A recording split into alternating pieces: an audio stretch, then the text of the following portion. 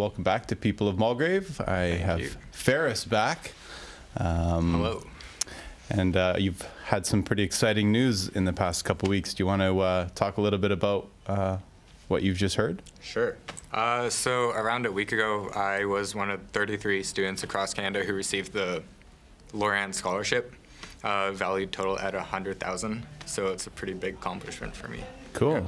That's awesome. So how did that process start? Congrats, by the way. Oh, thank you. How did that start? Kind of, how did you decide to apply for the scholarship? When did you apply? Yeah, so I first found out about the scholarship by a past scholar who told me about it at a camp in Kenya, actually. But yeah, odd story. But he told me to apply for it. He said you would be perfect for it because it's for Canadian students. And then after receiving an email from Ms. Tang, because you have to be sponsored by your school, I decided to go for it. Wrote a short paragraph saying why I should be the student who gets it from Mulgrave, and applied. So in total, around 4,000 applied from across Canada, and from that you make it to a next stage. You have to write this huge application. After that, you make it to the next stage of regionals. So I had interviews in November at UBC, and after that, you make it to nationals. So 400 regionals whose application got accepted. 84 from there make it to nationals, which is in Toronto, which is where I was last weekend, or weekend before last. And out of the 84, 33 win it. Wow. Yeah. Cool, man. Pretty tough. So what were was there something specific criteria-wise for this scholarship? Yeah, so the scholarship is unlike others where it doesn't depend totally on your marks or the awards you've won or the achievements you've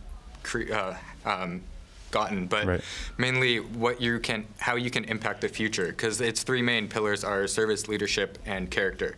So they want to find someone who's the best match for those three things, and these three pillars have been heavily prevalent in my life, both at Mulgrave and outside it.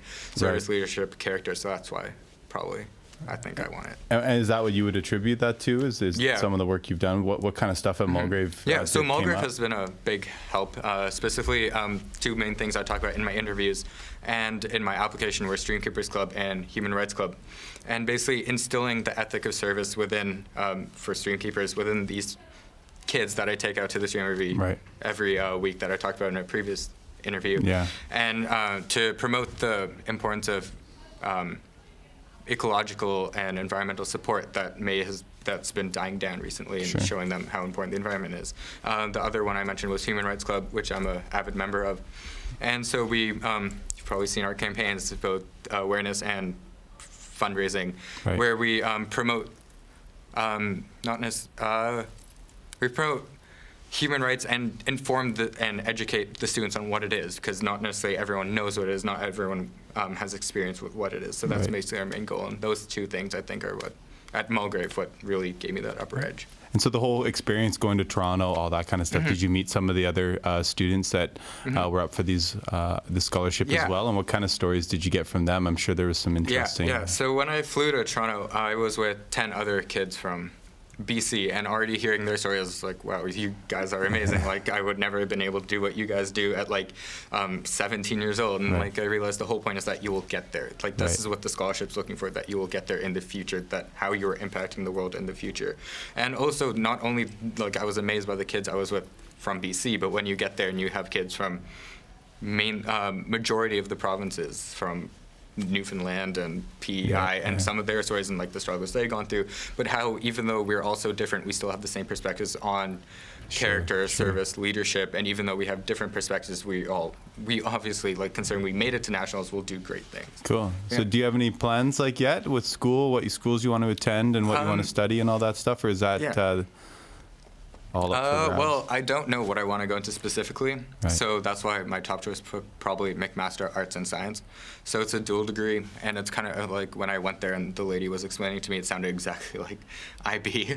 Because you get the equal components arts, you get the equal component science, and the whole point is to learn how it's interdisciplinary, how they work together and lead to innovative and creative ideas from that. So that's probably my top choice. Awesome. Yeah. So what kind of advice would you give to students interested in pursuing scholarships or So the main point of this scholarship was that they were trying to find a best match in you.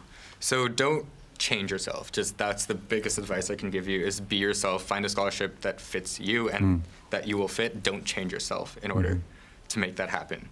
Yeah. Very cool. Awesome, man. Well, congratulations. That's Okay. really exciting. Thank and you.